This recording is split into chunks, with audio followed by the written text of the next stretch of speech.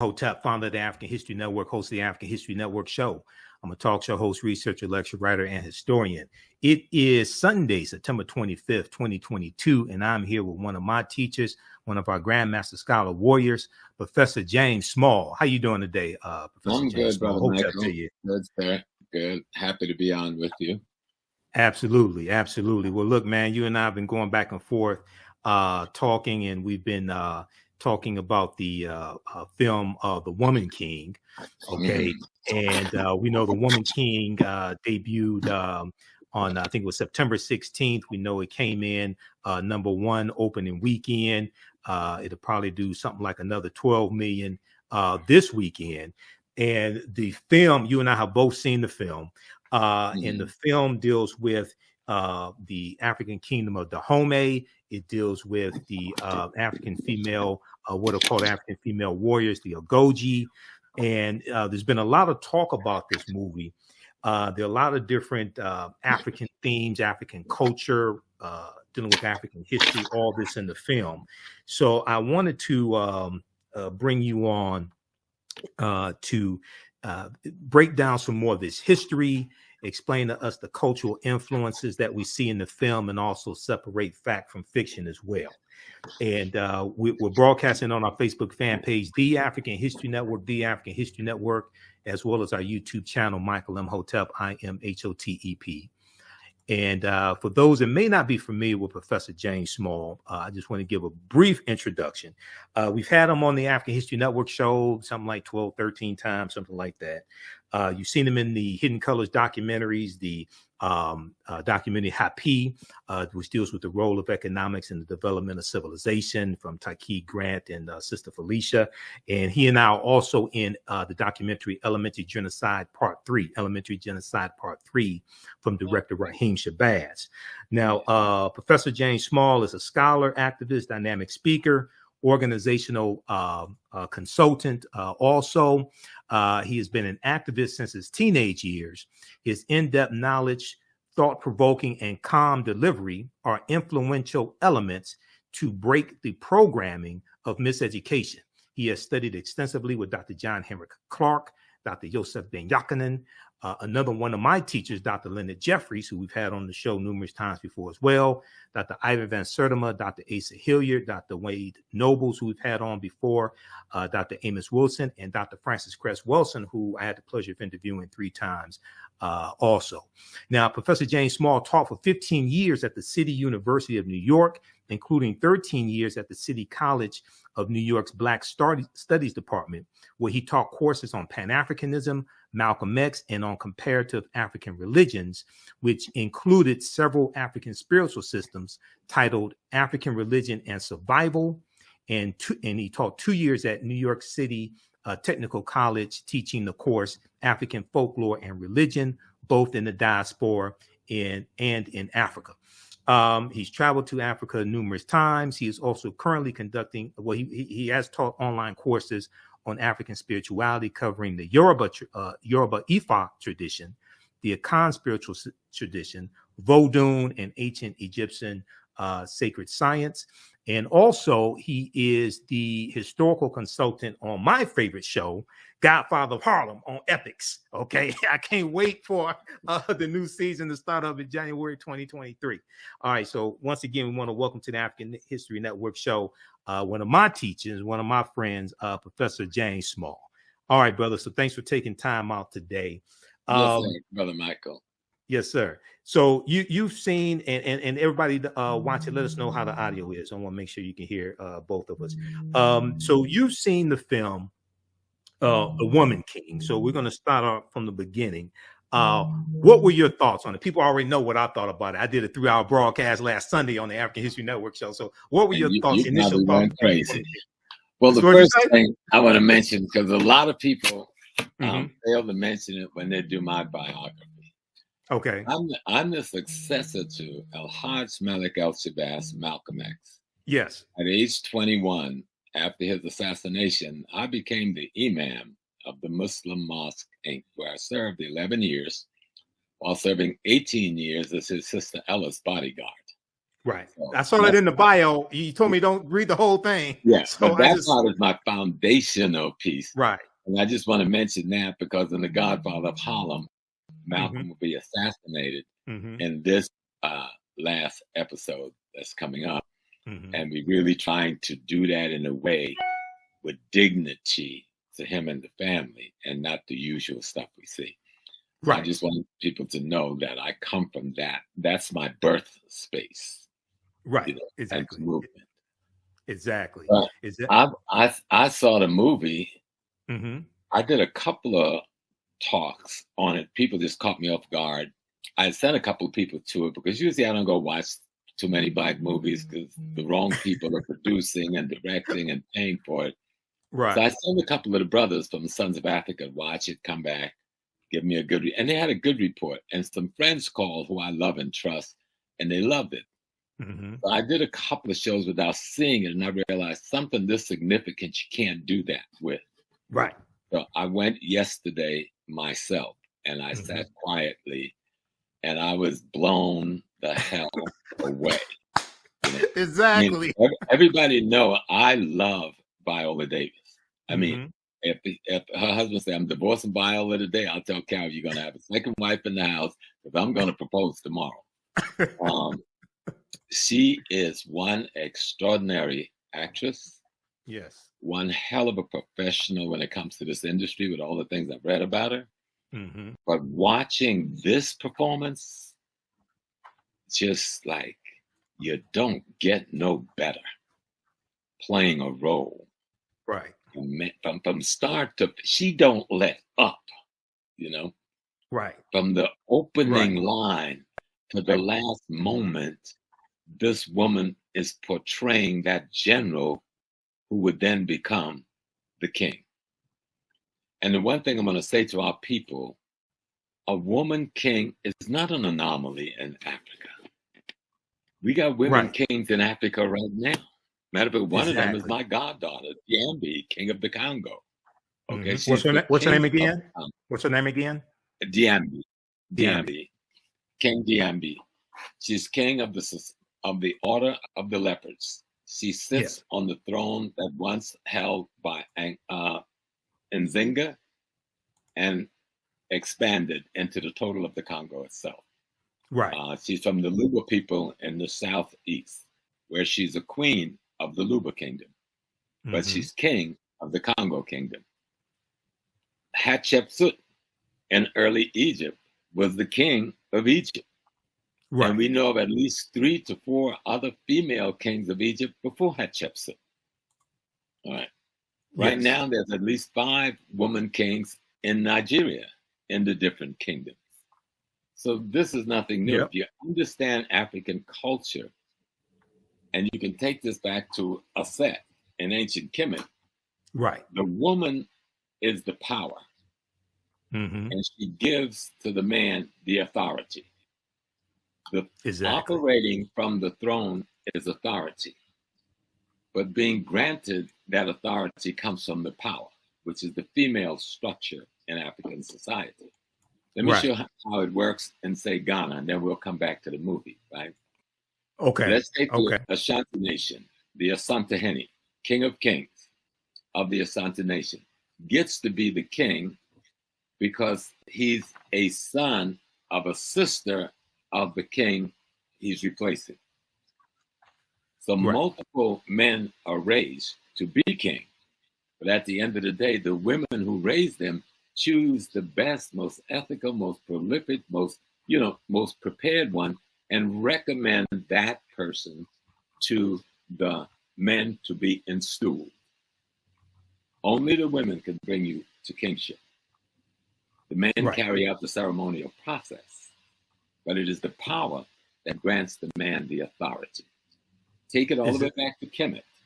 A lot of people is into Kemet lately. Go back to ancient Kemet, and you will see Aset sitting, and she has a chair on her head. That's the throne of Earth. That's the throne of Africa. Right. The chair on her head is a symbol that she, the woman, is the throne. So who's the King of Kings in ancient Kemet, right? The king of kings in ancient Kemet, every king have to become who? Haru. Haru sits on the lap of Aset because the lap of the woman is the throne of earth. See, that's African understanding of culture. Right. And when you sit on that throne, right, you do not sit as yourself. You sit as your ancestors. Right. That's picture right here. That's Haru sitting on the throne. The throne of earth is Aset. And when he sits on the throne, he's sitting on the throne as the ancestors because Aset represents the line to divine itself, which is the primary ancestor of the human race. So that's what African spiritual culture about kingship is all about. And if you understand this, it's easy to understand why there's a woman king being exalted in this movie. Yes, a lot of the movie is fiction, like most movies are. Correct. But a lot of it is historical. Right. Even if the timeline may not be on, the events is historically rooted. And then when you look at the cultural pieces, which we could talk about as we go along, I'll mention some up front. There's a young man named Malik. Yes. And you'll find a young lady who would become known as the daughter to the general, who's played by Sister Viola. She, on occasion, because she developed a friendship with this young man, gives him a statue of Ogun. Right. Ogun is one of the primary Orishas and deities of the Yoruba tradition or the Ifa tradition. And you'll hear them talk about the Ifa tradition throughout because that is the spiritual tradition of Dahomey, because Dahomey is an extension of the original Yoruba kingdom. Right. Matter of fact, it was founded by one of the sons of the founder of the Yoruba kingdom. And so that tradition is there. And what are you going to see happen to the young man in the movie is he will transform from a young man coming from Brazil, whose mother is African, who had been enslaved, and whose father was European. But on her mother's deathbed, her mother told him he needed to go back home to find himself. Go back to her land, her home of Dahomey, because that is his home. And so the statuette that she gives him is of the one Orisha that is the primary Orisha of transformation of the human character. And you will see the transformation of Malik as you watch the movie. It's just beautifully done. This is what I've been talking about. I know the director. I've heard of her. Gina Prince-Bythewood, who directed Love and Basketball. Okay, so African-American woman, just so people don't know. I love that piece, right? Yes. But I've been working in studio with Godfather every day, 12-hour days sometimes, going on now 3 years, and working on the project with the writers and others for the last 6 years. So I've learned a lot about how this thing works.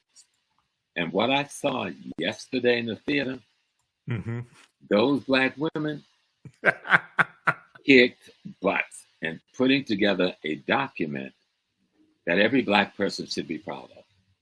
Exactly. You see, I see a couple of little flaws, but I'm not going to even mention them. You know why? Because it's overridden by the positive to such an extent, they're not noticeable in your consciousness. That's what I've been saying. Exactly. And here's the thing. So I have we have 1 million followers on our fan page, the African History Network. So I've been posting a lot about the movie. I saw it, been posting articles about it, video clips, parts of interviews with Viola Davis, things like this. And 99.9% of the people who saw the movie loved the movie. They say they were blown away by it. And then I talked to people who at first said they weren't going to see it, and they saw the movie. They were blown away by it as well. Okay, this is phenomenal. That was me. I wasn't initially going to see it. I'm tired of them doing the smile in your face and poisoning us on the back end, right? Right. That didn't happen this time. What I saw this time was Black artists, Black craftsperson, Black technician, Black actors doing an interpretation in fiction and history with African folklore that you just got to see to believe. And so I call all my children and said, take my grandkids, buckle Right. up, hook up, take my grandkids. They got to Right. go see this piece. Right, And I exactly. don't do that very often because I'm not a movie goer. I don't even go to the movies. Right. You know? But Exactly. this one treated African history with what I like to call African integrity. African integrity. African integrity was so glowing. And not just the visual, but in the dialogue. You heard this praising in the dialogue. This African dignity in the dialogue. This African love in the dialogue. I go like, damn, this is really good. And I found myself crying on more than one occasion. I don't do that. Right. I cried at the end. I shed some tears at the end. My breath a couple of times. I was hit so heavy because I love African history like you. Right. I've absorbed myself in it. I live it. And that movie had me reeling. And I've been to Benin. I've been to Dahomey. I've been in the very palace they shot the film in multiple times. Yes. I've been before the voodoo pope on my knees to be blessed because I'm a voodoo adapt, not a priest.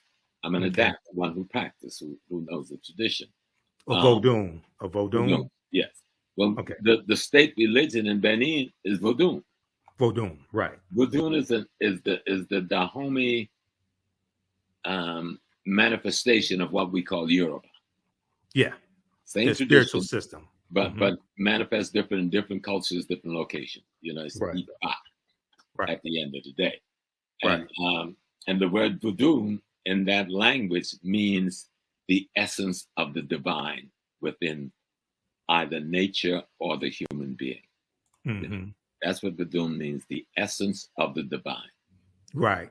Well, we're gonna go. I'm gonna go to the official synopsis of the movie to give some people the background information on the movie, on the synopsis, and then we're going to continue. I want you to explain African integrity in just a minute, but first I got to recognize my friend, and I'm also Professor Hunter Adams. He's watching right now.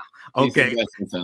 Yeah, absolutely. Professor Hunter Adams, thanks so much for watching. He said, I agree, Professor James Small. So absolutely. So let's look at this here. So the official website is thewomanking.movie, thewomanking.movie. I want to look at the official synopsis, and then we're going to delve deeper. Because one of the things I want to just briefly explain to people is when you hear that a movie is based on a true story, right? You really have to understand what that means, because there are 4 different types of true story screenplays. There are 4 different types of ways to tell the story. And so The Woman King is the remarkable, this is the official synopsis. The Woman King is the remarkable story of the Agojie, the all-female unit of what they call warriors who protected the African kingdom of Dahomey in the 1800s with skills and a fierceness unlike anything the world has ever seen. Quote unquote, inspired. This is the key word, everybody.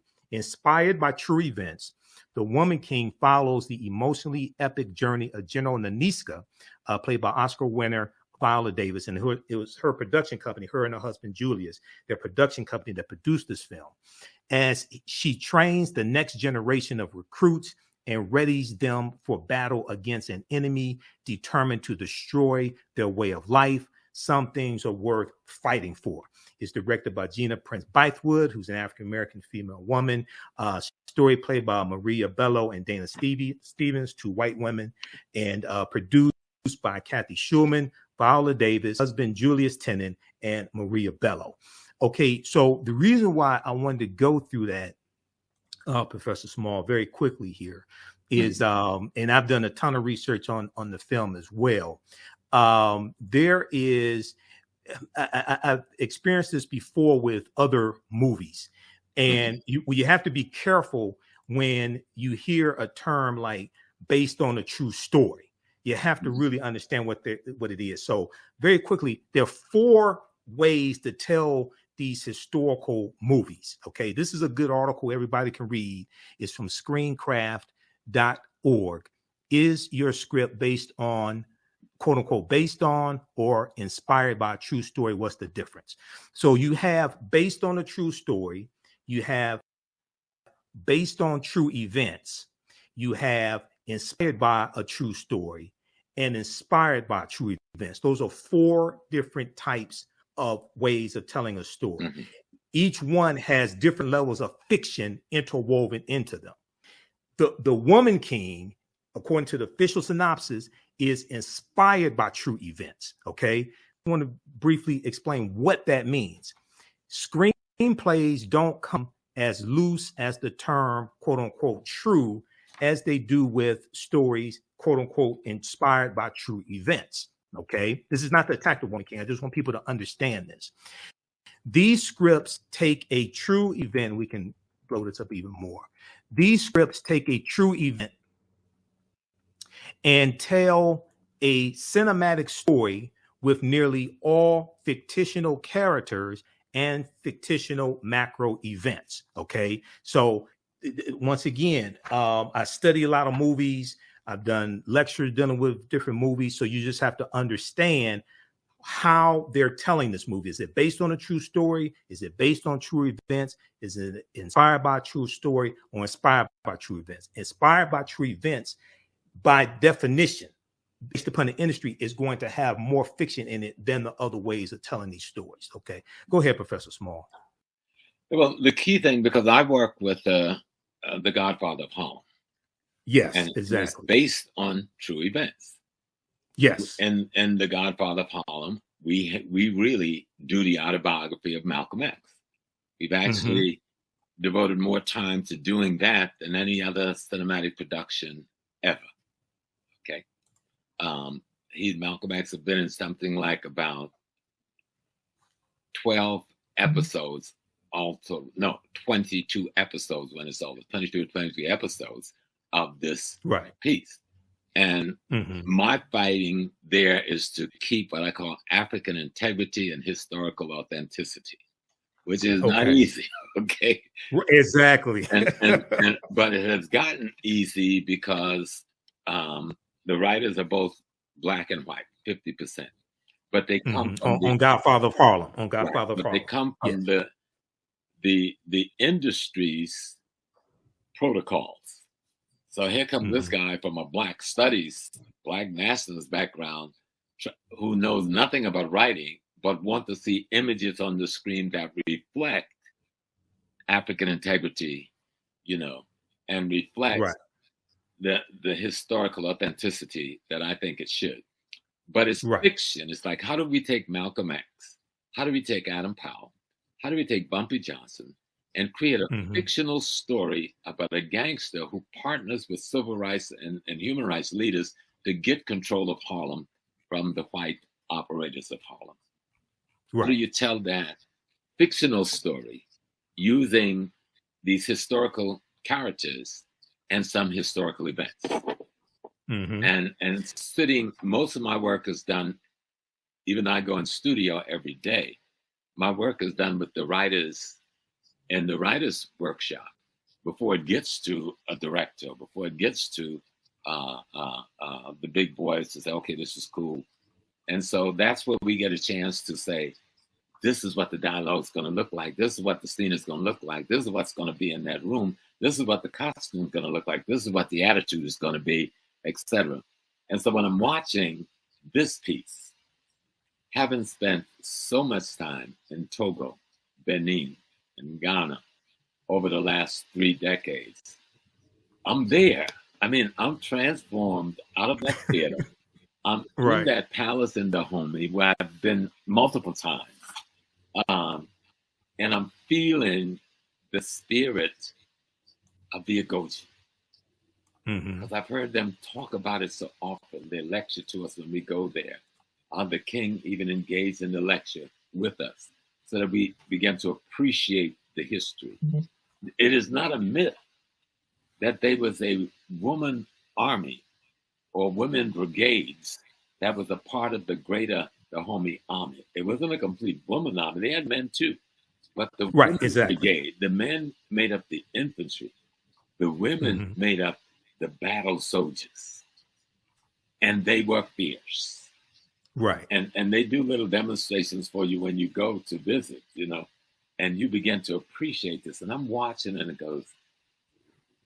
And I've also studied, like you, many of the rebellions and the resistance on the ground in Africa before we got on the slave ship. Many of the wars, many of the jihads to try and stop the slave trade, which had been going on for 1,500 years plus before 1492. So we had been at war for a long time against this thing. I've been to places where we saw part of the resistance up in northern Ghana and other areas where the people built houses without windows, if you can imagine that, right? And the fence around the house is 10 foot tall. The housing compound is 10 foot tall, but the gateway to get in the house is 2 feet tall. So you got to get on your knees to crawl into the courtyard. So an enemy would lose his head trying to come down, you understand? But that was the defensive mechanism that our people put in place. They had the windows on the roofs. The roofs open up so that they could get sunlight and air. And they just had slit in the walls to use their arrows. So we resisted. So the phenomena that is being portrayed is not abnormal nor unusual. The unusual thing is that there is an army that have a significant female presence leading it. And in this story, the story is about an extraordinary female general who would become king. Right. The woman king. Yep. The woman king. And so the storyline itself of how they trained and the dignity that's required and the discipline that's required and the sacrifices that's required of these women. You can't get married. You can't have children. You have to devote yourself to this, because this is your devotion to saving the kingdom of Dahomey, protecting the kingdom of Dahomey, not just, and protecting our king, but not just the king. And Viola, in the dialogue, they take it to another level when she's talking to the king. He says, we're not just going to stop slavery in Dahomey. We're going to stop slavery throughout Africa. You know? Right. It's not just going to be our people we're fighting for. We're going to fight for any people. If this wasn't real history, I would want it to be. Exactly. Okay. We've watched Wonder Woman. When I was a child, I loved Wonder Woman when I was a child. The Amazons. Hero. Yep. All right. We watched Supergirl. You know what I'm saying? They were fictitious stories about white women heroes that was saving the white community. That's cool. Now we got this massive black group of heroines saving the black community. Psychologically in your head, something is being planted that you didn't come into this without a fight. And our women, we live in a society that marginalizes women across the board, but particularly marginalized African women, both historically and currently. And to see a piece that raised African women to the level they deserve to be on, because historically they were those women. That's not a myth. There was the female army, and they were one of the best in West Africa. That's not a myth. You had females in the Egyptian army. That's not a myth. You had females, Amanatu, who led the northern Nigerian army against the Islamic incursion. That's not a myth. You had a female warrior who led the Moorish army against the Abbasid invasion into North Africa in the 800s. That's not a myth.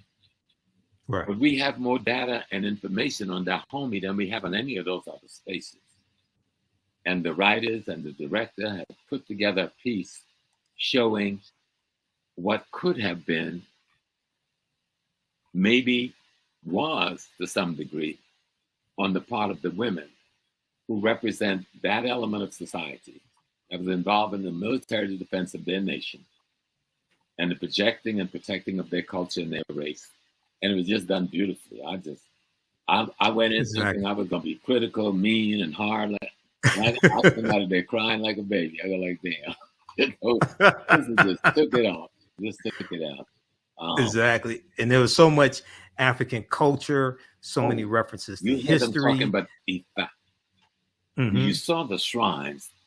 Those shrines were authentically done. The altars were authentically done. I saw multiple deities on the altars, you know. And let me just help you with some deities. Like the king, when the king sits on the throne, he doesn't sit like, say, Brother Imhotep is made king of Chicago. Well, when he's talking to me and you in the living room, he's Brother Imhotep.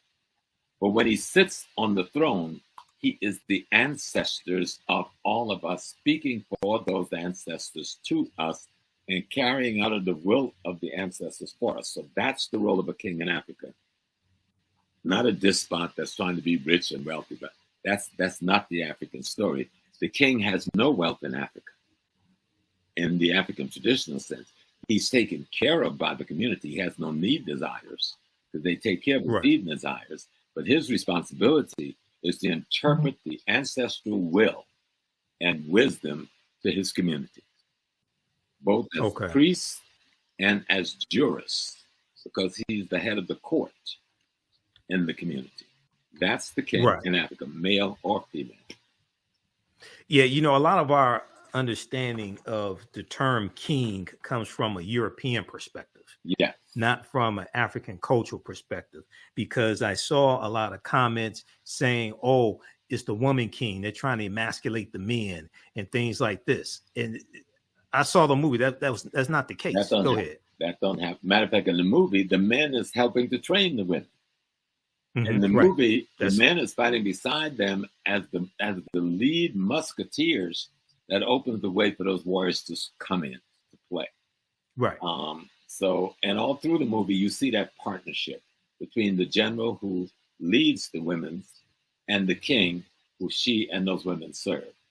And then I saw nothing emasculating or demeaning at all. I saw a partnership that simply told a fictitious presentation of a reality. There's a reality of those women warriors. There was a reality of that army being made up of warriors who were women, and that they were considered by history, both white and blacks, writing at that time, as being one of the most fierce army in the field. The only thing that stopped them was the gun technology of Europe. Right. Exactly. Okay, this is what I want to do, because we're going to come back to this and we're going to deal with some more of the history of Dahomey, and I want to show a picture of the actual Agojie. There are some good articles written. Smithsonian Mag has a really good one with Smithsonian Institute. They have a really good one dealing with the real warriors behind the woman king. It goes deep into this history. But you mentioned in Nigeria, you and I talked about this on the phone.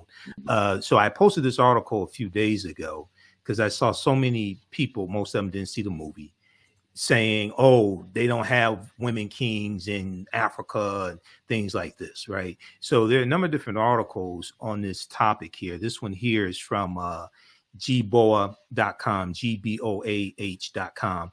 Check out the 7 beautiful Nigerian female kings in charge of their kingdom, okay? And it goes through and lays them out and where they are in Nigeria. This is right now. This is not 100 years ago. This is right now, okay? Why do you think? So you talked about Hatshepsut in ancient Kemet. Okay, so she was. Tell us a little bit about Hatshepsut. She would be considered a woman king. We know she was. The pharaoh is the king. Pharaoh, and she pharaoh. Was Yep. Pharaoh. The woman is the power in Africa. Men, give up your European genital danglings, because the power has nothing to do with gender. Okay, right. It has to do with roles in nature. Roles in nature. You came from the womb and the belly of a woman. It did not come from your belly, even though your sperm fertilized the eggs that became you. So let's look at how Africans looked at reality. We were in partnership with nature and cosmology. That's our culture is based on understanding cosmology and nature. And so when we look at the king, and as we see in Hatshepsut, her brother was too young to take the throne. He was too young to handle that responsibility. And so she, as the elder sister, had to take on the responsibility of being the pharaoh, of being the king, until her brother was trained enough and old enough to take over the role of kingship himself. And I remember when we first started studying ancient Egypt, and the white writers was all said, oh, the brother came in and he hated his sister and he scraped their name off the walls. All of that is proven to be untrue. So all of it is proven to be untrue. That's not even African culture. That's European culture. That's what they do. Exactly. That's not what happens in African culture, because the kingship is a spiritual position, not a political position, though they do political work. The king is surrounded by a council of elders who instructs and informs him, on his behavior. His job is to sit as the ancestors come back. I know this for a fact, because I've been trained at the stool. In Ghana, I'm Nana Kofi Mpansa, the second of the Ogogo stool, under the kingship of Akua Kusapam. And one of my great teachers is Nana Kwabena Nketse the fifth, who's the king of Esokado in the western region. So we talk about these things all the time, because these are my questions. And so if one thing this movie would do is force us to study our history before we got to North America, then and culture. Then I'm history and culture. Yep. Because a lot of this, because of we've all been attacked by white supremacy and racism, and it's made us paranoid about anything.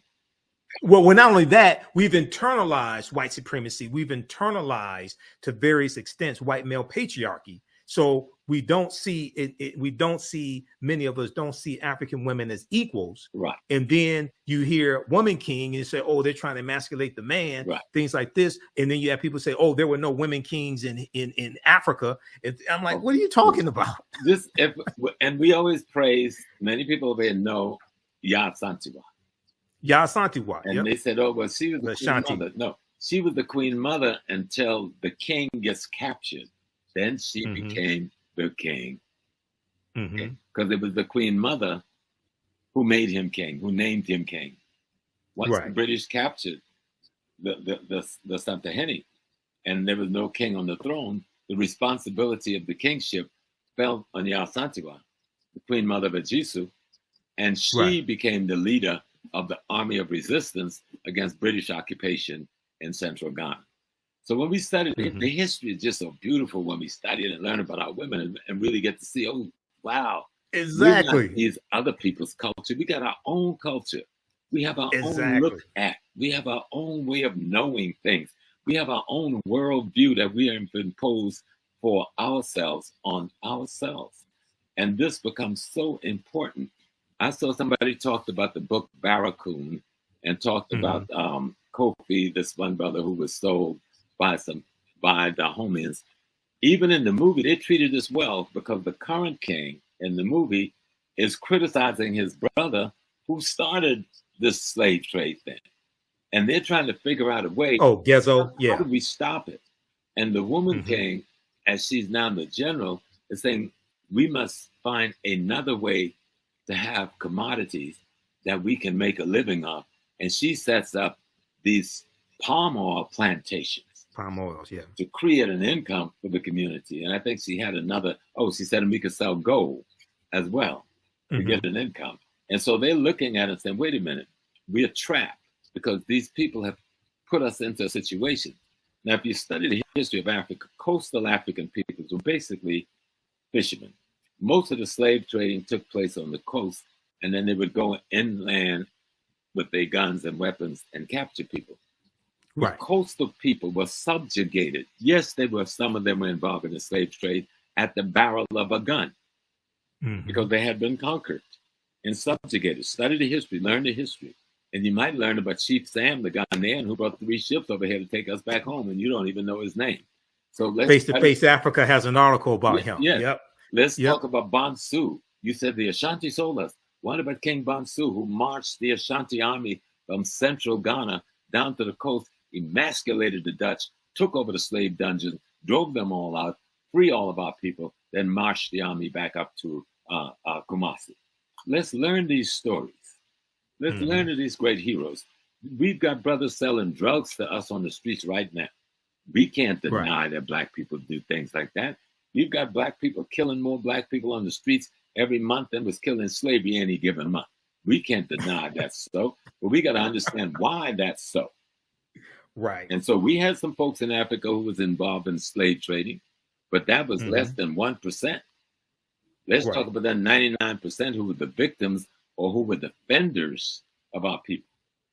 Unless millions more would have got caught up and died in the slave trade.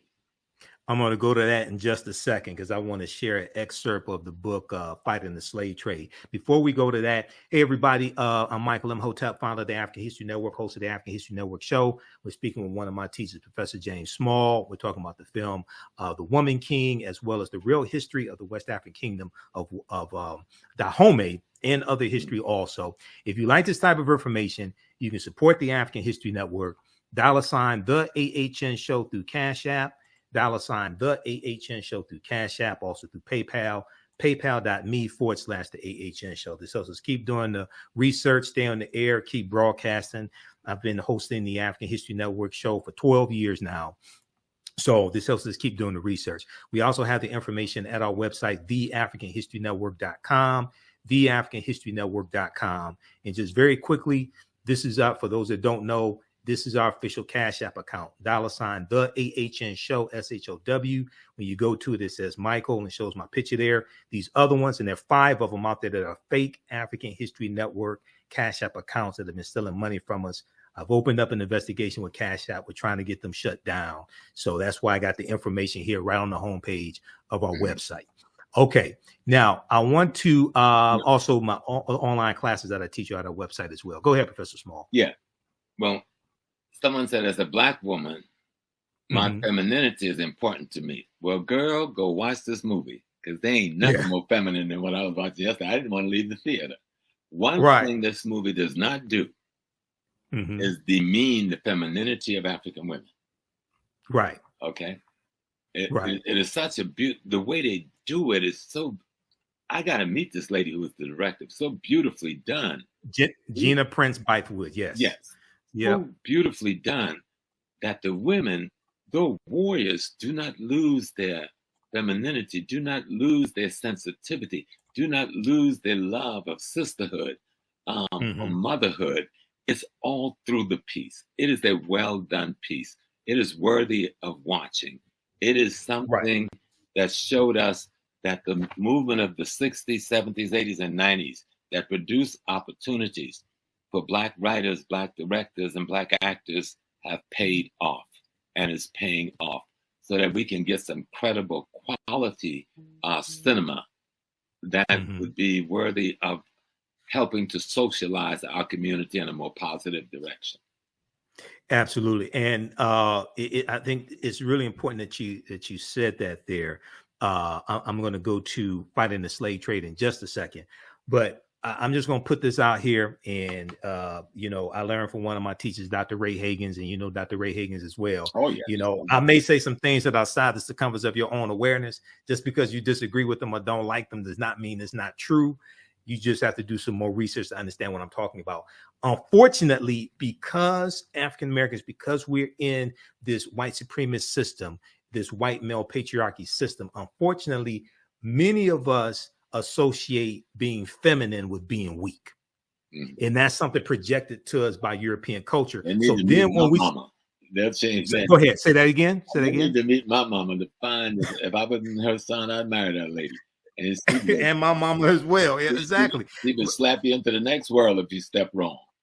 Right. But so when they see African female women who can beat a man's behind, then all of a sudden they're not feminine. Right.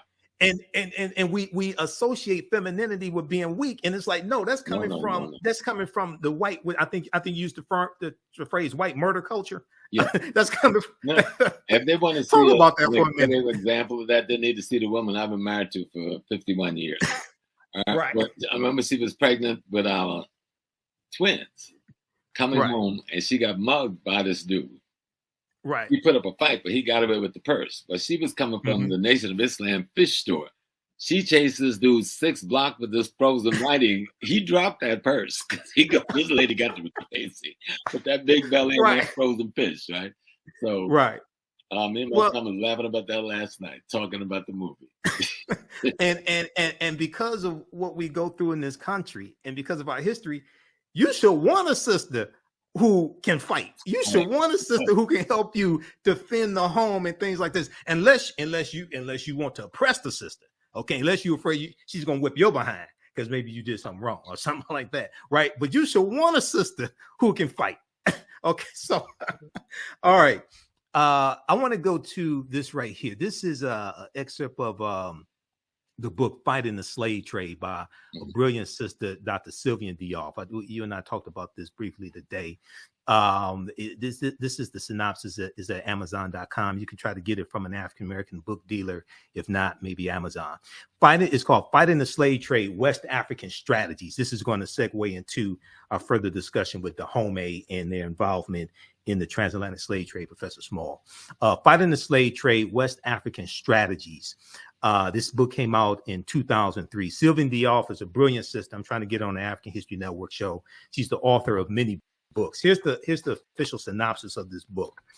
While most studies of the slave trade, the transatlantic slave trade specifically, focus on captives and on their ethnic origins, the question of how the Africans organized their familial communal lives to resist and assail the transatlantic slave trade has not received adequate attention. How Africans fought back against this. But our picture of the slave trade is incomplete without an examination of the ways in which men and women responded to the threat and reality of enslavement and deportation. Fighting the Slave Trade is the first book to, possibly so, this came out in 2003. Fighting the Slave Trade is the first book to explore in a systematic manner the strategies Africans used to protect and defend themselves and their communities from the onslaught of the transatlantic slave trade, and how they fought back against the transatlantic slave trade. It challenges widely held myths of African passivity and general complicity in the slave trade, and shows that resistance to enslavement and to involvement in the slave trade was much more pervasive than has been acknowledged by the orthodox interpretation of historical literature. Focused on West Africa, where Dahomey was and Benin currently is, focused on West Africa, the essays collected here examine in detail the defensive, protective, and offensive strategies of individuals, families, communities, and states. In chapters discussing the manipulation of the environment, resettlement, the redemption of captives, the transformation of social relations, political centralization, marriage, violent assaults on ships and entrepots, shipboard revolts like the Amistad slave rebellion, 1839, and controlled participation in the slave trade as a way to procure the means to attack the slave trade. Fighting the Slave Trade presents a much more complete picture of the West African slave trade than has been previously available. Go ahead, Professor Small. Yes, sir. I mean, and it's like we make the mistake when we just hear a cliche or a term. Most people who never heard the word Dahomey until a month ago, all of a sudden now is telling us how Dahomey was in the slave trade. Dahomey came to power politically around the 1720s, 1730. It does not get involved in the slave trade because it doesn't build up a military with the capability until around the 1760s to 1780s. That is over by 1825. Now, we're not talking about an appreciable amount of historical time. If you put everything in history on a timeline, you get a sense of what I'm talking about. And then the numbers, you look at the numbers. How much? What was the numbers? 5,000, 10,000? Even that would be too much. But if we look at the numbers, let's stop playing. If you understand how the European works, and the best way I can do is go to the country where I have a hotel, I have a business, I have a home, and I've been back and forth living there for 30 years, Ghana. What they do, they conquer the coastal people and subdue them. Right. With their military technology. And then they force these coastal people to engage in the slave trade with them for their life. And as you saw that piece you just read, the coastal people also find ways to fight back. This was the Fanti Nation, where the Elmina Castle was built, the slave dungeon, and where the Cape Coast slave dungeon was built. And what the Fanti would end up doing with the Portuguese, behind the Portuguese back, they partnered with the Dutch and helped the Dutch defeat the Portuguese and drive them out of West Africa. But because of gun technology, again, they were betrayed by the Dutch. You understand? But they would then find a way to they found a way to then partner with the British to defeat the Dutch. And when they had enough knowledge and understanding of technology and gun warfare, that same Fanti people drove the British out of Fanti region in Central Africa, forcing them to run to Accra for their life in one of the first classical guerrilla warfare scenes in history. So we need to study this thing. Yes, some of our people sell us drugs on the street, but you and I don't sell drugs to our people. Correct. Some of our people engage in careless gun violence in our community that kills our women and our babies, but that's not 99% of our people. Some of our people engage in the slave trade, some out of greed. I wouldn't deny that. Most out of duress because they were at the barrel of the gun of the enemy with the gun technology. But go down and just study. So you can look at something like the Battle of Islamabad down in South Africa, where Setuweya takes on the British Army with swords and spears, killed 2,000 in one day, all right? And caused the fall of the Robespierre government in London, because they were shocked. How could y'all let this happen? These folks ain't got no guns. You know what they called us, right? Go all the way up to where we looking at the Berlin Conference. After the Berlin Conference, the invasion of Sudan, Muhammad Ahmed takes on 23,000 British troops and Turkish, Egyptian troops, and send only 3,000 back up to Egypt alive. Talk about resistance. Go with Amanatu and the kingdom that was just above. There's just so many episodes of the great heroine and heroes that fought in these wars of liberation and fought of slave resistance. You will never sit back and talk about Africans sold us. Because guess who Africans were? That was your uncle, your cousin, your grandma, your brother, your great-grandma. Stop being foolish and learn the history of the great people. The genocide would have been more pervasive had we not resisted in such a beautiful and strong way for so long. And we fought every step of the way. And our women played a pivotal role, not just in Dahomey, but in other kingdoms in that resistance movement, many of them being the generals at the head of armies. Learn their story, and you'll learn how to love yourself more deeply and appreciate and respect. That's what I call African integrity. Exactly. When we look at Dahomey, and Dahomey really comes to power about 1720, and they're going to defeat Ouida. How do you pronounce that? Ouida? Okay. There's a couple of different spellings of it. So talk about cultural servitude versus chattel slavery. Right. Because what happens is a lot of Europeans will say, "Oh, Africans are slaves. Yeah. Africans had slaves. You all started this, blah, blah, blah." Talk about the cultural servitude system that Africans had compared to the chattel slavery that Europeans created. Right. Let me correct one sister so I don't break her heart. She said the Portuguese built no castles. They built dungeons. Didn't you hear me correct myself? So stop playing. I corrected myself.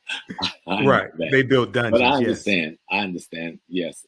Well, that's Brother Leo. And of course, they built concentration camps. Yeah, I wouldn't even call them dungeons. They were concentration camps. But servitude, every society had it. Dr. Clark taught us that Africans didn't have prisons. And the reason they didn't have prisons, because they had a servitude system when you committed a crime in the community. Or if there was a war between two groups, which was rare, because the way we fought war in Africa, the heroes fought, okay? Not armies. Africa had very few standing armies. That's why we took such a whipping. We learned to develop standing armies after the invasion started, but even Egypt didn't have standing armies until they got their butt kicked. And they realized we got to build one. The only place where the spiritual foreseeing of the necessity for that was with Shaka in Zululand, where the spirit told him this force was coming, and he developed a standing army to meet that force. But in most other places, we didn't have a standing army. But what would occur when there was a conflict between two communities, and they had to go to war, the captives were brought to serve off almost like the indentured system structure the European had, except in Africa, no one took your name away. No one took your family lineage away. No one took your humanity away. No one took your spiritual identity away. And you can grow up to become the king of the very community that you are serving in. Right. Okay? You can grow up to marry royalty in the house in which you are serving to. That was the norm. The idea was you've committed a crime against the greater social order, and so you have to be transformed. Okay? You have to go through a transformation process and a socialization process that you can be a part of society without causing gross disruption of that society. And that servitude process that we see in multiple places in Africa did not involve putting you in prison, putting you in chains, putting you before firing squads, or anything like that. You know? Right. It involves you becoming a part of the very community you had the conflict with. And when your time of service was over, you can either go back to your home if that's what you wanted to do, or remain a part of this community if that's what you want to do. Right. So when we, and I've talked to Professor Kabahai Wapa-Kamene about this as well. You know him, and he's one of my teachers also. The culture, and we see this in the film because there's at least, there's at least one woman who's Agojie in the film who came from another ethnic group, and there was a fight between them. She was captured and she was brought in to be made Agojie, and brought into Dahomey. So we see this take place.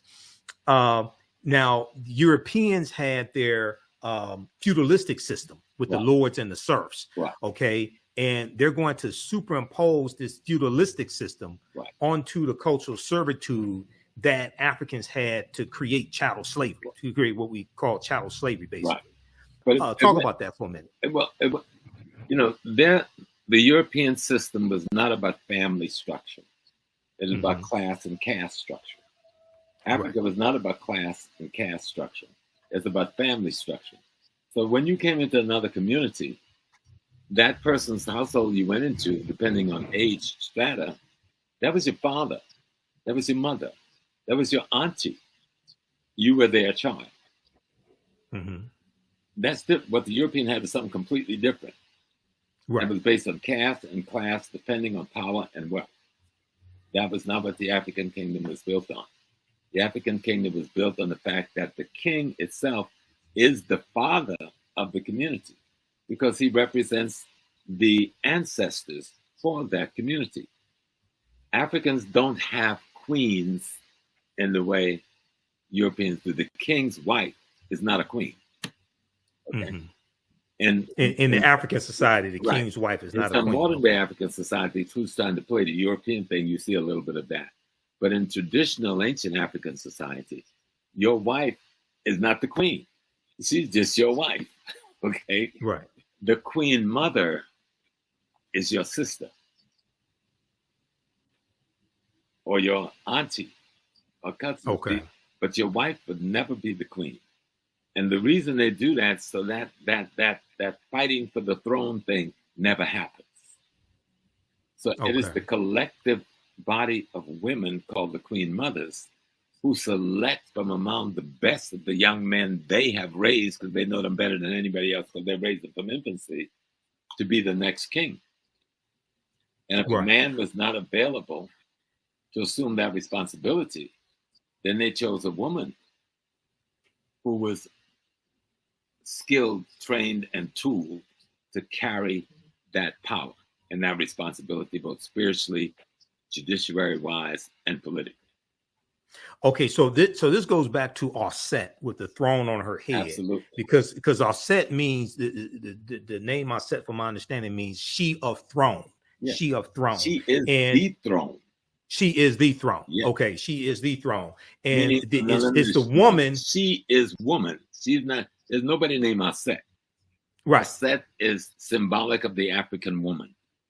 Right, symbolic of the African woman, because it's the African woman who decides which man will sit on the throne. Okay, all right, and in many societies is it that in some societies is it that the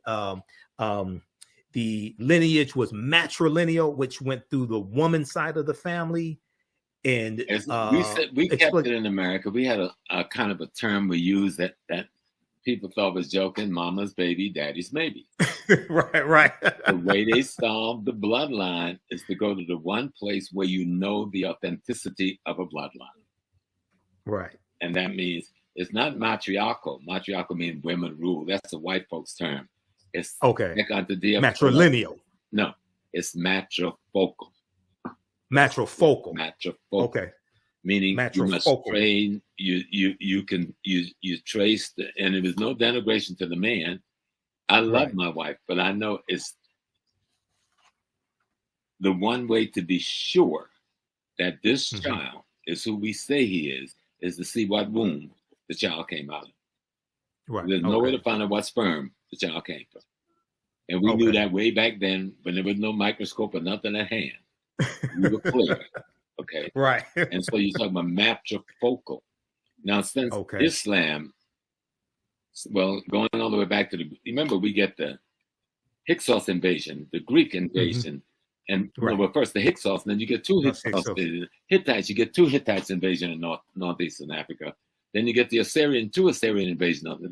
Then you get the Persians, two Persian invasion, then the Greek invasion, then the Roman invasion, and then their children, their descendants, the Arabs. See, people don't know who the Arabs are. These are the descendants of the Greeks and the Romans, and the Assyrians and the Hittites and the Hyksos mix up now, marrying into one another, and then they hit us in the 8th century and have the deepest incursion into Africa, and that's where you see a lot of the patriarchal systems in the areas that was once conquered by Islam or still fundamentally Islamic in Africa. So you see the patriarchal there. But in traditional non-Islamic Africa, it's matrifocal, almost 100%. Okay. Now, when we talk about Dahomey, I know you and I were talking about this earlier today, and Dahomey is made to be, and I see like some European writers doing this. I see this in the media. Dahomey is being made out to be like they were more involved in the transatlantic slave trade than Great Britain was. Yeah, and Great Britain takes out like they take out 3.1. Great Britain was involved from 1562 to 1834 when they finally, even after 1807. We'll talk about 1807 in just a minute. They involved for 272 years. Talk about Dahomey and how it gets involved in the transatlantic slave trade. Well, again, for the same reason, Dahomey in 1720, when the kingdom is formed, or when it comes to power, it was always a small kingdom. And remember, Dahomey wasn't the size of today's Benin. Right. It was a small kingdom within that territory. There was Vida, Cotonou, and other kingdoms on the coast that was rivaling them in terms of commerce and trade. But once the European came, the European got involved immediately in capturing Africans for the slave trade. And the first thing they would do was to bring to servitude the coastal population. Okay, that's the Wina, the Contonu, because those people don't have guns. So we can understand the degree to which gun technology plays in the slave trade. Right. Okay. 14th century. Came there with militaries, with cannons, and with guns. And in one day, they could level all the African villages in the community. People have never even heard an explosion before. You got to get the psychology of all of that. So once you find yourself being invaded and occupied by these people, and they're making you a part of their army. So now you're someone who you had a traditional argument with, and y'all would have a palaver over it and settle it with somebody bringing some cocoa and something else. You got an army with people with guns now marching you against that foe. Right. And capturing those people and putting them in slavery. So by the time you get, and then the other piece we keep forgetting, and we need to call it out for what it is. There's an Islamic slave system in place in Africa for 1,500 plus years before 1492. There's the trans-Indian Ocean slave trade. There's the trans-Saharan slave trade.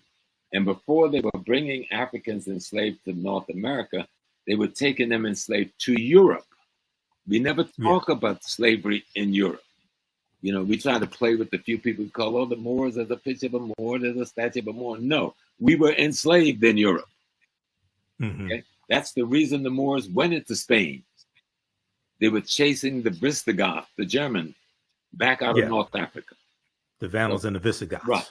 Yep. So for the comeback, but to let people know about from the 8th century forward, Islamic nations have now invaded Africa. And one of the first things they do is get involved in this, putting us into slavery. They got into what we call today ethnic cleansing and cultural genocide. Cultural genocide is imposing their religion on us and destroying our religious spaces. And those of us who resist was either killed or sold into slavery. So this is going on for 1,500 years. So this is what the Africans got at his back when the Portuguese and them come. So we're looking at the Portuguese and them with some welcoming because we think we've got a force that can deal with the force that we've been dealing with. And we got caught in the catch-22 because those forces were in collaboration with one another. And no one talked about that collaboration. Okay, so with Dahomey, they have a cultural servitude system just like African societies did. Anywhere in the Bantu area was pretty much the same because the boundaries we see today, those boundaries weren't there then. Yeah, they come from the Berlin Conference largely. Right. Yeah, we're talking about the major empire which they're talking about in the films called the Oyo. Oh, that's what I was about to ask. Explain the Oyo Empire and the conflict between the Oyo Empire and Dahomey. The greater Yoruba nation. Right. Yoruba is not a religion. Yoruba is a people. Right? And just 1 second, everybody watching, give us a thumbs up, give us a heart on this broadcast. Go ahead, Professor Small. Answer that question. I'll be right back. So you can go ahead, keep talking. The Yoruba nation and the founder of that nation had 4 sons who went out in different places and settled other lands and built other kingdoms. Well, Dahomey is one of those kingdoms that members of the Yoruba royal family developed and built. But over time, like what happens between many communities, conflict developed around trade, conflict developed around secession, conflict developed around all kinds of things. So Dahomey breaks away from the Oyo kingdom, okay? And so there's a conflict between them. But that even in the story, the fictitious thing of the Oyo kingdom being big into slavery, they don't get into slavery until later on in the greater Yoruba wars that would take place after this period of time that the Dahomey is being talked about. But there's a conflict between Dahomey and the Yoruba land. Yoruba land is being invaded by the British, or by this time have been invaded by the British This is the great burning of Benin and the robbing of Benin of all of its wealth and art and so forth that we hear about in history, but we don't connect it to nothing, right? But there's a greater Yoruba war going on between the people. And these boundaries called Nigeria, they're not there then, okay? Right. They're greater boundaries. People have other kinds of kingdom designs. And there's conflicts between some of these kingdoms, mostly around trade, okay? But you got something else happening at the same time.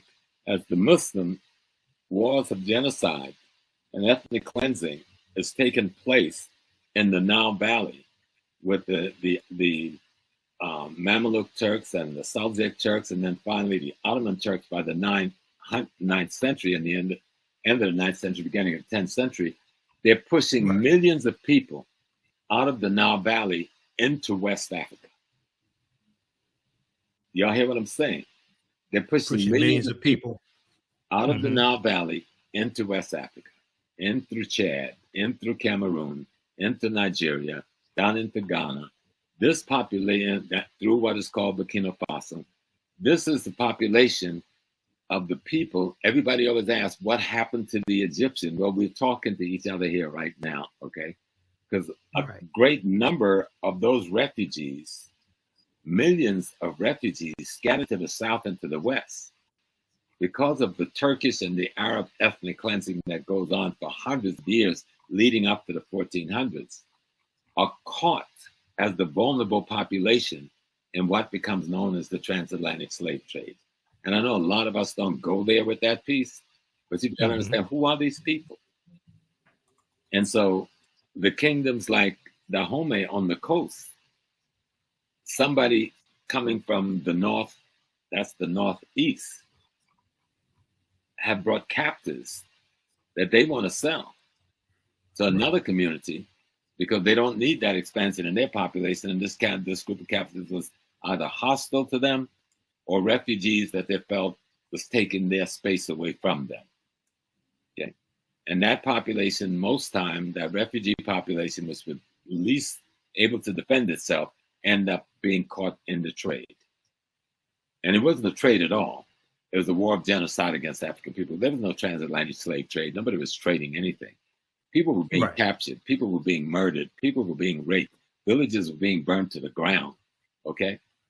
People were being slaughtered to get enough so you could make $200-300 in that day's money, which would be a couple of $1,000s in this day's money, or for one human being to do labor in the Western Hemisphere, where he was worked to death in 10 to 15 years and would be replaced with someone else, a process that went on for 400 years plus.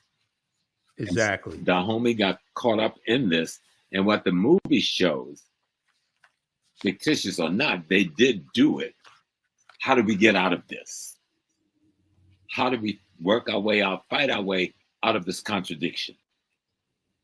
And I thought they did a beautiful job in describing the contradiction of the slave trade and describing the efforts of whatever African kingdom used that methodology to get out of the contradiction, whether it was Dahomey, Ashanti, Yoruba, Igbo, Manding, you know, we all that dealt with selling the palm oil.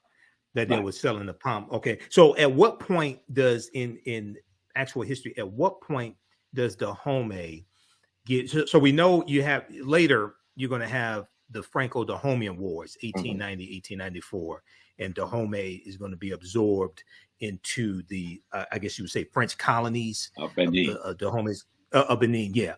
Okay, so at what point does Dahomey stop selling African captives to the Europeans? Well, they said the story in 1823, but that's where it starts. Opens up. 1823. But that's not the real date. The date would be further back up. All right. If we were to look at that conflict played out, we'd probably be looking at Dahomey comes up as a kingdom in 1720. 20, right. But you don't have power when you come into being. It takes you another 30, 40 years to build up an army, to build up a front, to build up a reputation. So Dahomey don't really get into the slave trade thing until around they try to talk about the kingdom starting in the 1600s. That's the extension of the Oyo kingdom. That's not Dahomey yet. Dahomey comes into its being in 1720 or so. It gets involved near the end of the 1700s, about 1760 or so, in the slave trade process. And then it's out of it by 1750, completely, 1752, okay? But in that period of time, there's the conflicts and the wars, because the Portuguese are not sitting there with merchant, with banks and some money in their hand. They've come with armies with guns, all right? And they have people involved in this thing with weapons. And they've armed coastal people to go inland to capture other people for them. They've already depleted the coastal people they could take, but they need a coastal population because they need somebody who can speak the language, somebody who knows the terrain, somebody who knows the culture, etc. And they need numbers. And so they could take these captive people and make them their collaborators, though many of those people will resist them and betray them. That's why it's important to understand the history, because it's not a one look. You know? Right. You have to really see the intricacies of resistance and rebellion and death. It's just like most people come to North America and say, well, y'all never really freed yourself. Well, you never looked at our history to say that. There's recorded at least 300 plus African rebellions that was of significance in the United States, North America. Mm-hmm. But if you look at the Civil War, over 300,000 of us fought in uniform, and another 400,000 to 500,000 out of uniform behind the line, being workers, being supporters, being the people who carrying the equipment. So nearly 500,000 plus of us is fighting in the Civil War to destroy the Confederacy, both from within and without. That's a war of liberation on our part.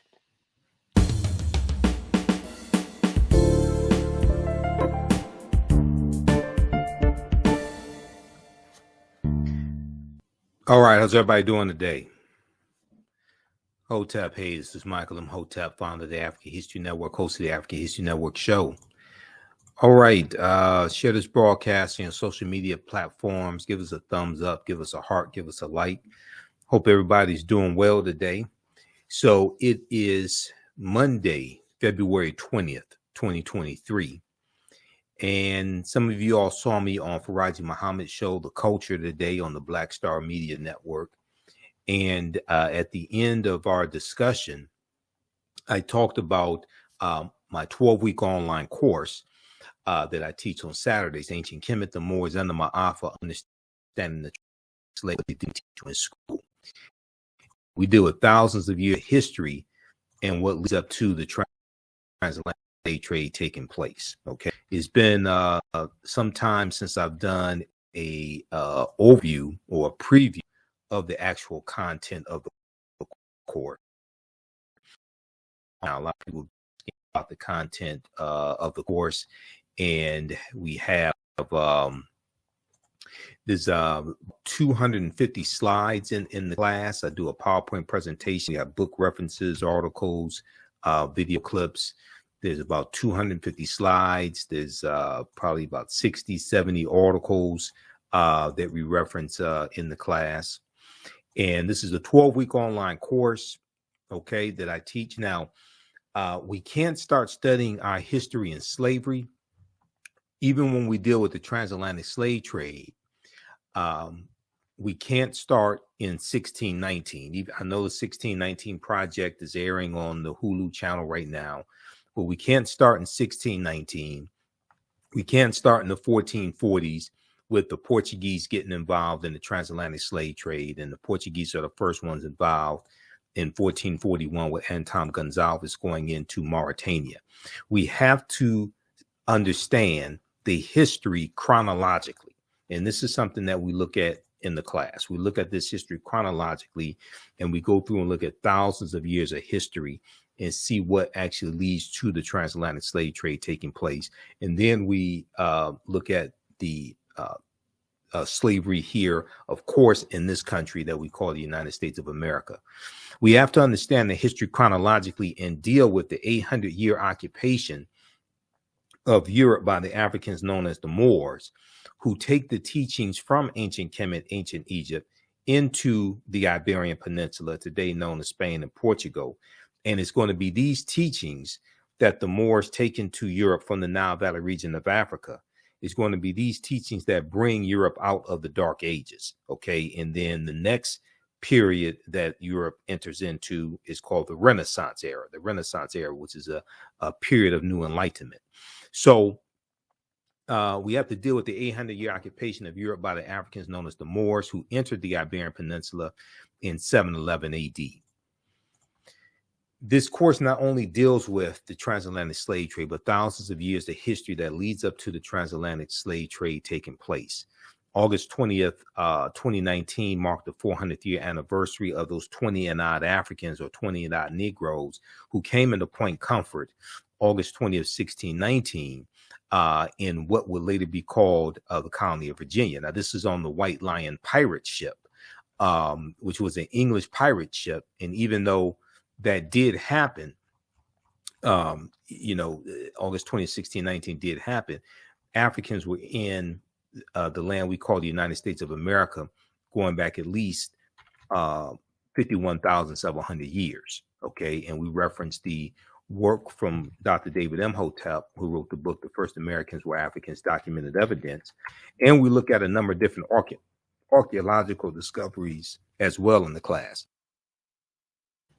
We look at a number of different archaeological discoveries also. Now, August 20th, 2019 marked the 400th year anniversary of those 29 Africans who came into Point Comfort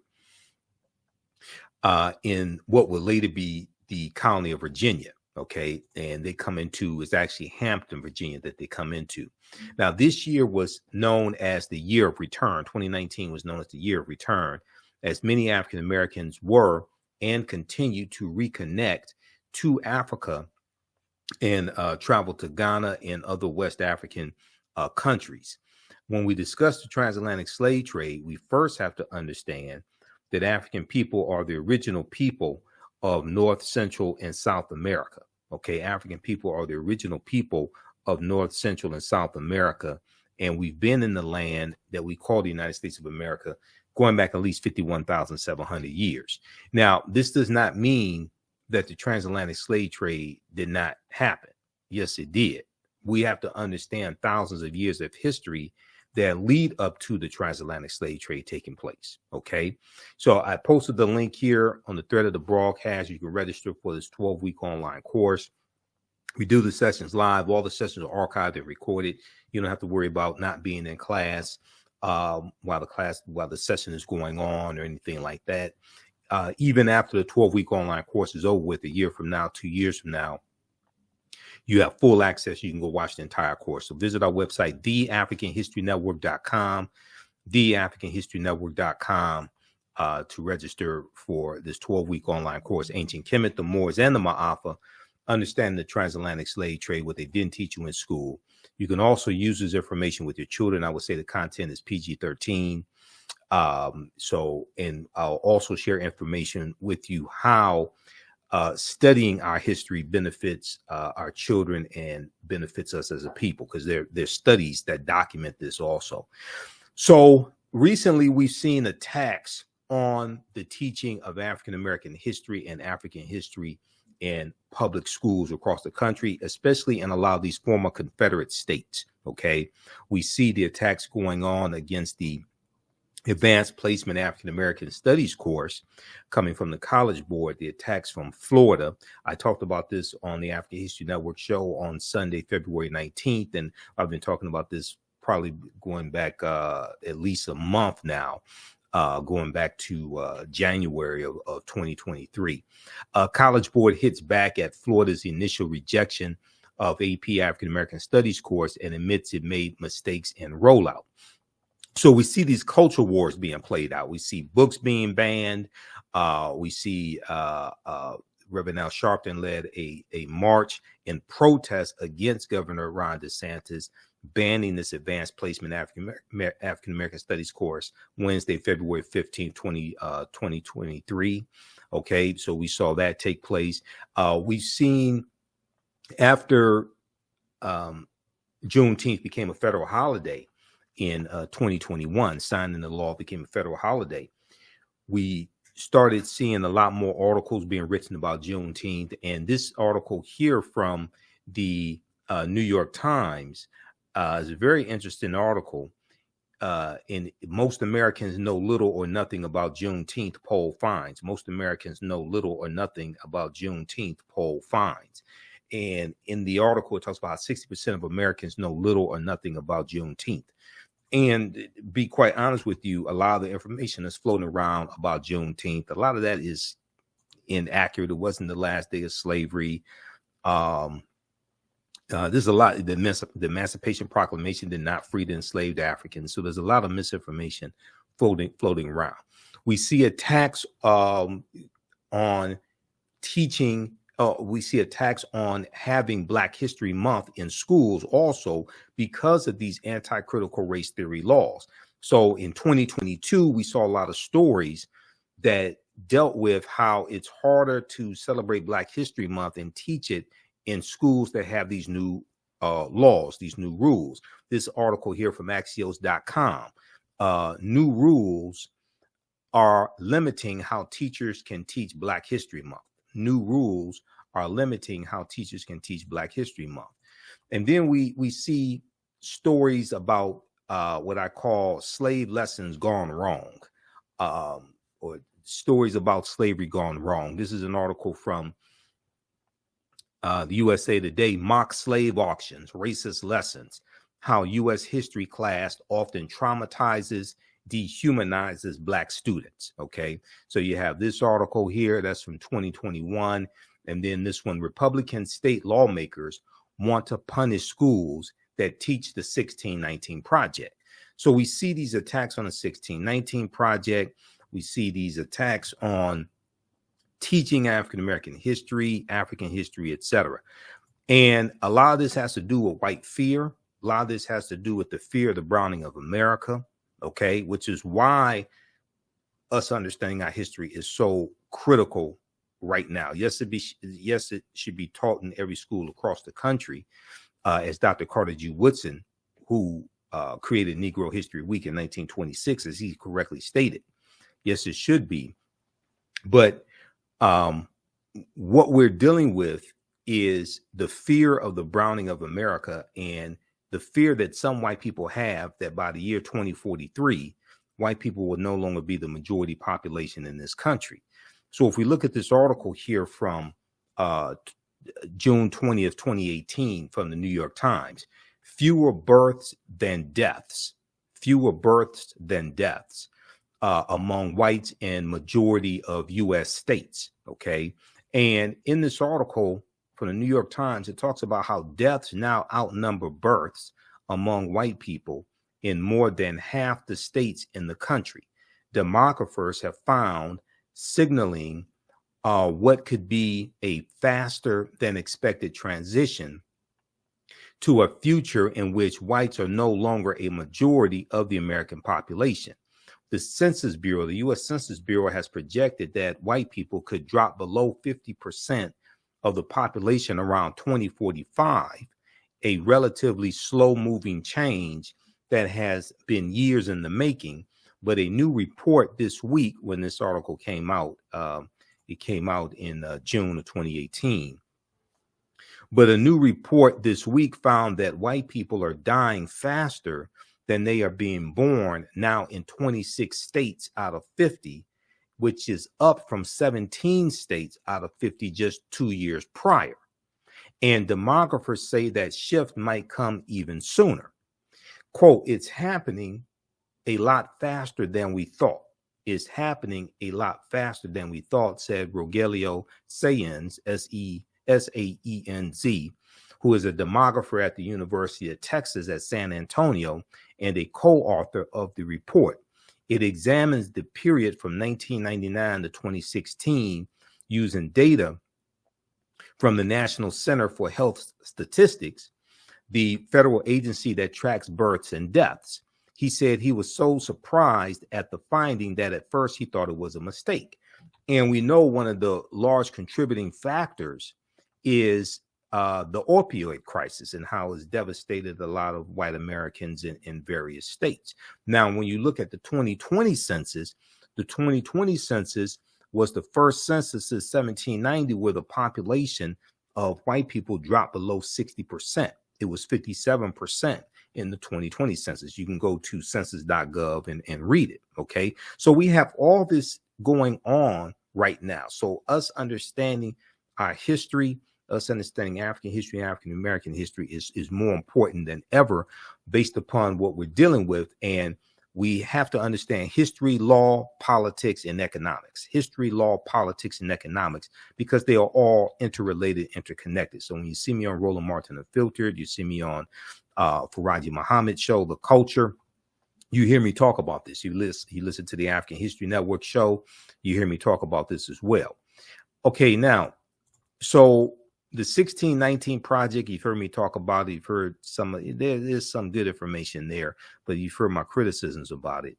And it's important for us to understand that much of what we've been told about Virginia's 1619 first Africans is wrong. Okay. Much of what we've been told about Virginia's 1619 first Africans is wrong. There's a good article from VirginiaMercury.com from August 11th, 2019 that deals with this. And in 1619, codified slave laws didn't exist in any of the 13 colonies. And a lot of people are so shocked when they hear this. The whole way that slavery evolved in this country and even the way race evolved in this country is different than the way we actually think it evolved. Okay. I mean, that gets also in the Bacon's Rebellion, 1675, 1676, in the colony of Virginia, what happens after Bacon's Rebellion and the introduction of the term white in the colony of Virginia around 1681 to break up the alliance between enslaved Africans, free African Americans, poor whites, white indentured servants, things of this nature. That all comes to a head in Bacon's Rebellion, where you have this rebellion of about 500 people of different races, different statuses, some enslaved Africans, some white indentured servants, etc. And they burned down the town of Jamestown, Virginia in 1676 because they were all being exploited on the tobacco plantations in Virginia. And they realized that they had a common enemy. They were being exploited by the ruling elite. Okay, this is Bacon's Rebellion. Then you go to 1705 and the Virginia slave codes of 1705, which is going to become a model, and other colonies are going to adopt these slave codes. And the Virginia slave codes of 1705 make a distinction between Negroes and Moors.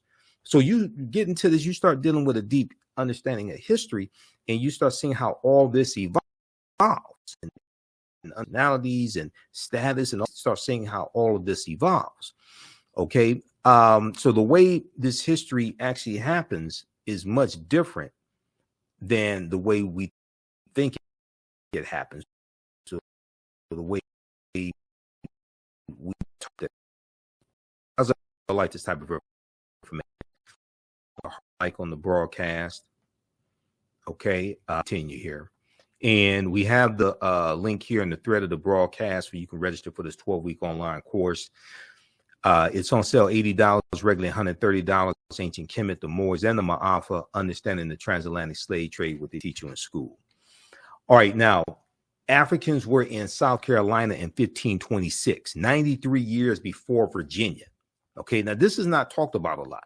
We focus on 1619, and I have to tell people, they say we first came to these shores 1619. No, we were here thousands of years before that. But even if you just look during the transatlantic slave trade, the Spanish were taking Africans into the territory we call South Carolina in 1526. Okay, now this is something we deal with all this in the class because we go through and look at this history chronologically. So these are all slides from the course that I teach, that I put together.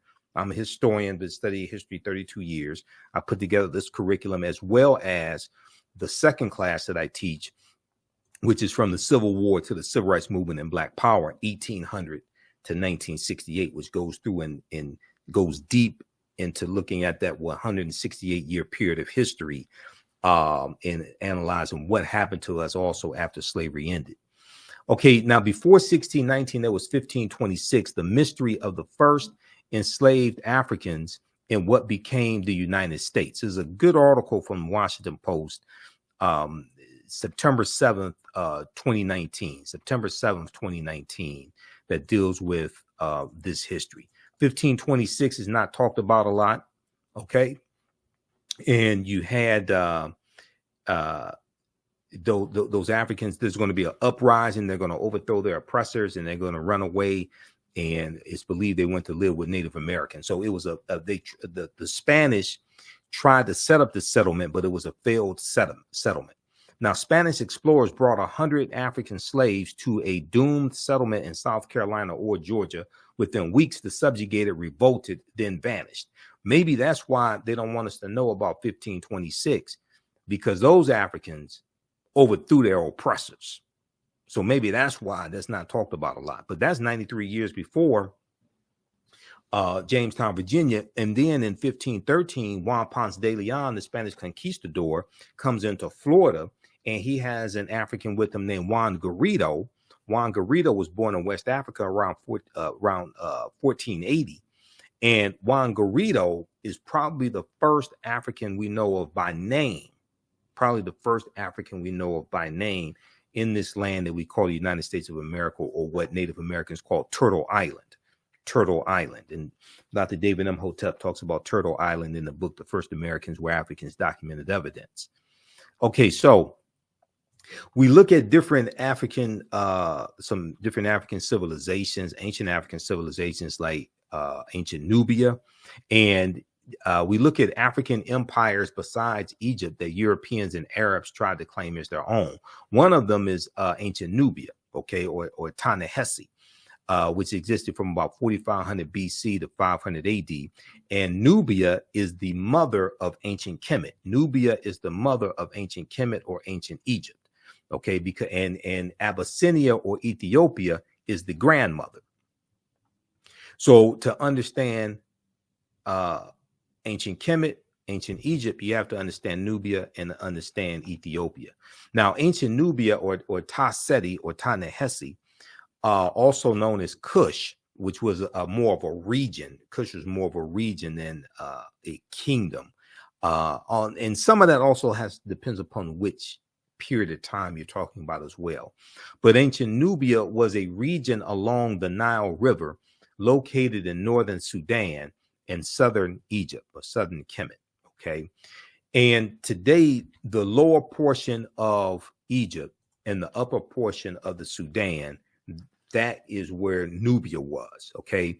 The geographical demarcations that we see in on the map that we see in Africa, the 54 African nations, those largely come from the Berlin Conference of 1884 and 1885. Okay, the Berlin Conference, the conference to divide Africa. There's a good article that I referenced, the interview that I did with Professor James Small, and we talked about, I think it was in the interview where we talked about the Woman King. There was a good there's a good article from thought.co, okay, and it's on the Berlin Conference. This one right here, the Berlin Conference to divide Africa, the colonization of the continent by European powers.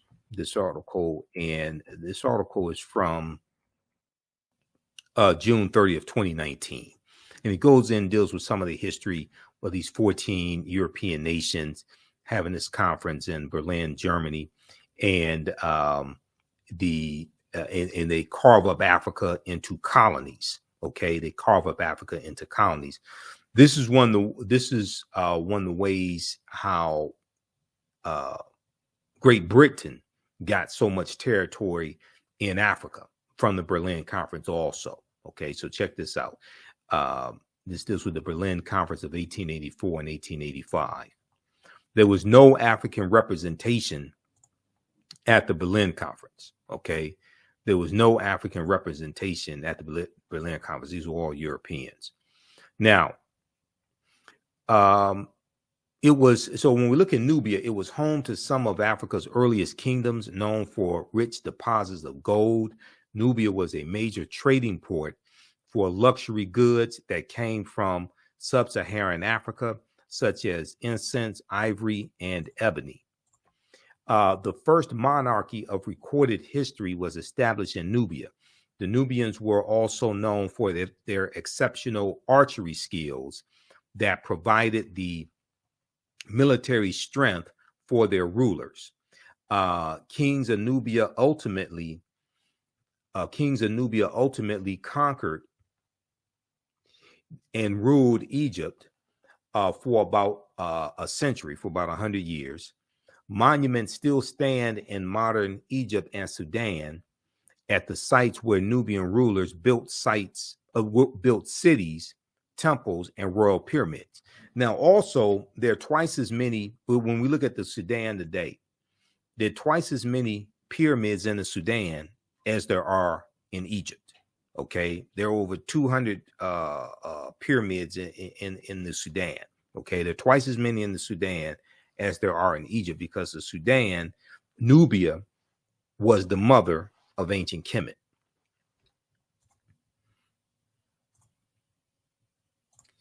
Okay, now in the 1800s, the Western world's interest in Nubia was awakened by the rediscovery of the ancient empire's monuments, which were reported almost simultaneously by individual British, French, and American explorers. Many of them found it difficult to credit indigenous Africans for building such a civilization. So they tried to say that the Nubians were white as well, just like they tried to say that the ancient Egyptians were white, or some of them said that, some of the archaeologists said the ancient Egyptians were brown-skinned Caucasians or something like this, or they tried to say they were Semites, anything but black Africans. They could not admit that these were Negroes. Okay, they could not admit that these were black Africans. They had to be Semites, they had to be brown-skinned Caucasians, biracial, triracial, something like that. All right, in this this clip right here, you have a scientist, a white scientist, disappointed when he finds out that ancient Egyptian pharaohs were black Africans. They did the scientific analysis, and he had to admit that they were black Africans. He was disappointed when it happened. This was from this clip was from the History Channel. And we actually posted this on our Facebook fan page, the African History Network. He got thousands of likes. It went viral. Now, during the 1840s, German Egyptologist Carl Richard Lepsius, Lepsius, asserted confidently that the Greek term Ethiopian, when referring to ancient civilized people of Kush, did not apply to Negroes, but was used to describe the reddish-skinned people closely related to the Egyptians who belong to the Caucasian race. Okay, they do whatever they can to discredit it. They don't want to admit these are black Africans. Now, Nubia was the first recorded monarch in history. Ancient Egypt is the first major civilization in Africa for which records are abundant. It was not, however, Africa's first kingdom. A March 1st, 1979 New York Times front page article written by journalist Boyce Rensberger reported, quote, evidence of the oldest recognizable monarchy in human history preceding the rise of the earliest Egyptian kings by several generations has been discovered in artifacts from ancient Nubia. By ancient Nubia, end quote. Now, the artifacts including hundreds of fragments of pottery, jewelry, stone vessels, and ceremonial objects such as incense burners were initially recovered from the Cusco Cemetery by Keith C. Seal, a professor at the University of Chicago. Okay, so then we look at the Punic Wars, and we look at civilizations like Carthage and the Carthaginians and their fight against the Romans in the three Punic Wars as well. Now, we know Carthage is in North Africa. It's in the area that today is Tunisia. We look at Hannibal Barca, okay, who was a Carthaginian, one of the greatest military strategists in history. He became a general at the age of 26. So we go through and look at that and the Punic Wars and their fight against Rome. We look at the Battle of Cannae, 216 BC, where Hannibal Barca defeats the Roman army, and the Roman army, they lose about 70,000 soldiers in one day. Is looked at one of the greatest military victories in history. We know that Carthage is going to exist from 816 BCE, before the Common Era, or BC, to 146 BC. Carthage is going to be destroyed by Rome in 146 BC. And you also deal with Publius Cornelius Scipio Africanus in the Second Punic War. And after the Battle of Zama in 202 BC, when Publius Cornelius Scipio Africanus defeats Hannibal Barca, is going to be was Publius Cornelius Scipio at this point, is going to be after the Battle of Zama that Scipio takes the surname Africanus. Africa was not named after Publius Cornelius Scipio Africanus. He took his surname after the Battle of Zama in 202 BC. And I go through and we deal with linguistics and understand language in the class also, because Africa is a Latin word. Ca is a Latin suffix denoting land. The prefix Afri refers to the Afri, who are a group of Black African people in Algeria and Tunisia. To that area where Tunisia used to be called Carthage. Okay, so in Africa means land of the Afri. Okay, it's not named after a Roman general. Africa was not named after a Roman general at all. So as you get deep into the history, then you start studying language and seeing how it relates to history. And a lot of these myths that are being pushed fall apart. Carthage was founded in the 9th century BCE, before the Common Era, on the Gulf of Tunis. From the 6th century BCE onwards, it developed into a great trading empire covering much of the Mediterranean, and was home to a brilliant civilization. In the course of the long Punic Wars, from 264 BCE to 146 BC, Carthage occupied some of Rome's territories before finally being destroyed by its rival in 146 BCE. Now, in his book, World's Great Men of Color, Volume 1, history scholar J.A. Rogers asserts that the Carthaginians were descendants of the Phoenicians, a Negroid people, and that, in fact, until the rise of the doctrine of white superiority. Now, this is extremely important, because on the History Channel in 2016, they had a series called Barbarians Rising, and I watched it, Barbarians Rising, and it dealt with 700 years of invasions in the Roman Empire, okay, leading to the fall of the Roman Empire in 476 AD, when the western portion, I should say the fall of the western portion of the Roman Empire, 476 AD, when the Vandals and the Visigoths crushed the western portion of the Roman Empire. Okay, so you had Nicholas Pennock, this actor Nicholas Pennock, portraying Hannibal Barca, because Hannibal was an African man. And you had some white people on social media, not all of them. You had some white people losing their minds, saying that the History Channel was lying, and that Hannibal was white and the Carthaginians were white, things of this nature. This is because of these lies that have been told. And Carthage is one of those African empires that Europeans try to claim as their own. No, these were Black African people. These are descendants of the Phoenicians. Okay, so J.A. Rogers in World's Great Men of Color, Volume 1, said that the Carthaginians were descendants of the Phoenicians, a Negroid people, and that, in fact, until the rise of the doctrine of white superiority, Hannibal Barca was traditionally known as a Black man.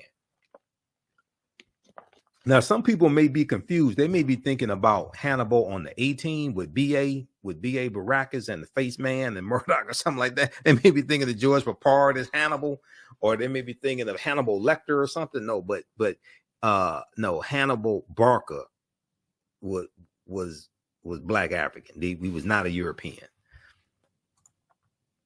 Okay, now today, many encyclopedias classify the Carthaginians as whites or Semites, but ancient Greek and Roman eyewitness accounts paint a different picture. The indigenous peoples of Carthage were called the Afers, A-F-E-R-S, the Afers. Ancient Roman poet Virgil, in his poem Mortem, speaks of a woman from the Afer or Afra race, okay, of the Afar, from the Afer, A-F-E-R, Afar or Afra race, A-F-R-A, and he says of her, and all her figure proves her native land. Her hair was curly, thick her lips, and dark her color. Now, in Library of History book 20, Greek historian Diodorus mentions a Greek lieutenant named Agathocles who defeated a people in the area of present-day Tunisia in North Africa, present-day Tunisia, who were the same hue as the Ethiopians. Now, yes, Europeans also try to say that Ethiopians were white. And when Emperor Menelik II defeated the Italians at the Battle of Agojie in March of 1896, the Italians told the world that the Ethiopians were white because they didn't want the world to know that they were defeated by these African people. So when you go research the Battle of Agojie, March 1896, you see that the Italians were embarrassed. So they lied and said the Ethiopians were white. And, you know, some years ago when I was doing research on the mythology of Andromeda and Cassiopeia, there are two constellations named Andromeda and Cassiopeia, but they're named after mythological African women. And this comes out of you have them in Greek mythology, but these were African women, because we know, like Zeus, who was the king of the gods in Greek mythology, Zeus, according to Greek mythology, they tell you Zeus came from Ethiopia, okay, because Zeus was African. But I was researching Andromeda and Cassiopeia, and I came across a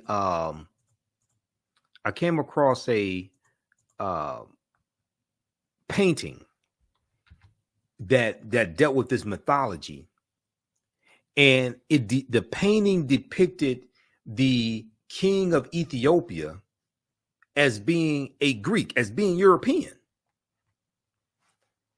and it was showing the people in the painting as being European. It was depicting Andromeda, Cassiopeia, things like this as Europeans. So I'm sitting there looking at this painting. It was a picture of the painting online. I'm looking at this. So I called Professor Kaba Hiawatha Kamene. Professor Kaba, some of you have seen or heard some of the interviews I've done with Professor Kaba. He's in the Hidden Colors documentaries. We're in the Black Friday documentaries together. And I said, look, I said, I'm doing research on the mythology of Andromeda and Cassiopeia. And I came across this painting that depicts the king of Ethiopia as being white. I said, when did the Greeks conquer Ethiopia? I don't remember that. He said they didn't. He said they didn't. They just conquered them in the artwork. So if you come across this painting and you see the king of Ethiopia depicted as a European, and you see Andromeda and Cassiopeia depicted as Europeans, then either one, you think the ancient Ethiopians were white, or you'll think that the Greeks conquered the Ethiopians, and both of them are wrong. But this deals with the colonization of mythology, the colonization of image.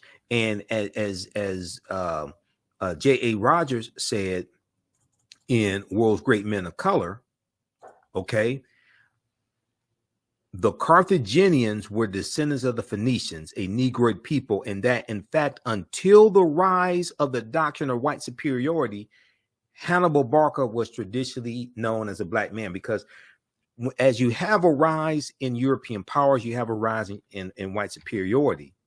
You have Europeans who reinterpret a lot of these mythological images and religious images. So we know that they were worshiping the Black Madonna and Child, okay, all throughout Europe. And there are over 300 images of the Black Madonna and Child in France. France probably has the most number of images, paintings and statues and things like this of the Black Madonna and Child.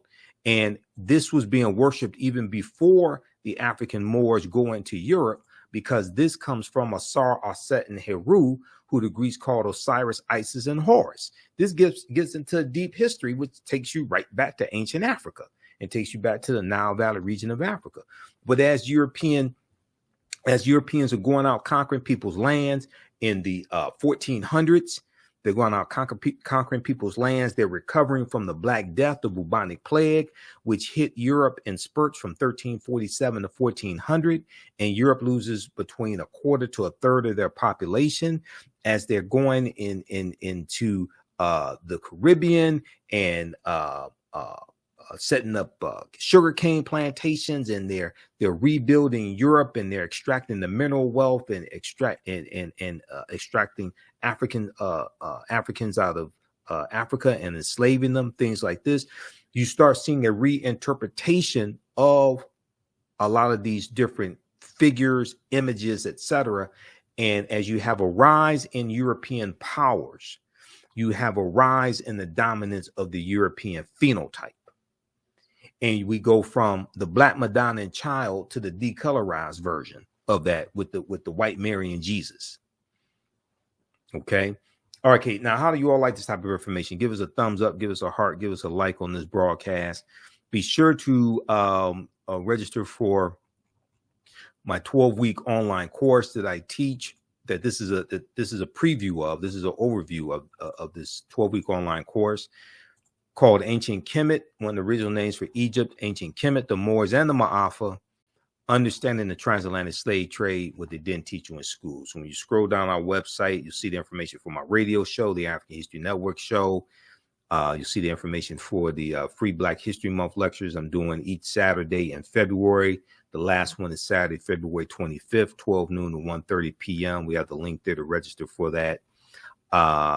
In the free Black Month lectures, we're dealing with Black resistance movements in the fight for freedom from 1630 BC in antiquity to 2023 Common Era.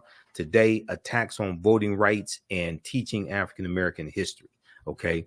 Then we have the information for the 12-week online course. It's on sale $80, regularly $130. Ancient Kemet, the Moors, and the Ma'afa, Understanding the Transatlantic Slave Trade. I teach that class 2 p.m. to 4 p.m. Eastern Standard Time on Saturdays. You can click right here on the link to register for the full course. We do the sessions live. All the sessions are archived and recorded. You can go back and watch it anytime. Okay. Ancient Kemet, the Moors, and the Ma'afa, Understanding the Transatlantic Slave Trade, what they didn't teach you in school. Now, the second class that I teach that starts up Sunday, February 26th. The second class that I teach is from the Civil War to the Civil Rights Movement and Black Power, 1800 to 1968. From the Civil War to the Civil Rights Movement and Black Power, 1800 to 1968. And we go through and look at this history basically year by year. We go through and look at this history chronologically to see what leads up to the Civil War taking place. And then we analyze the Civil War. We look at the Reconstruction era, 1865, 1877, Jim Crow era. We look at the Great Migration, 1915, 1970, 6 million African Americans migrating from the South up north and out west. World War I, World War II, Civil Rights Movement, and Black Power movement, to understand what happened to us after slavery ended. What were the laws and policies put in place to put us where we are today, to understand where we need to go from here. Okay, so that's from the Civil War to the Civil Rights Movement and Black Power, 1800 to 1968. So you can register for both of those classes. The same is the same format for both classes. And we have a bundle pack where you get both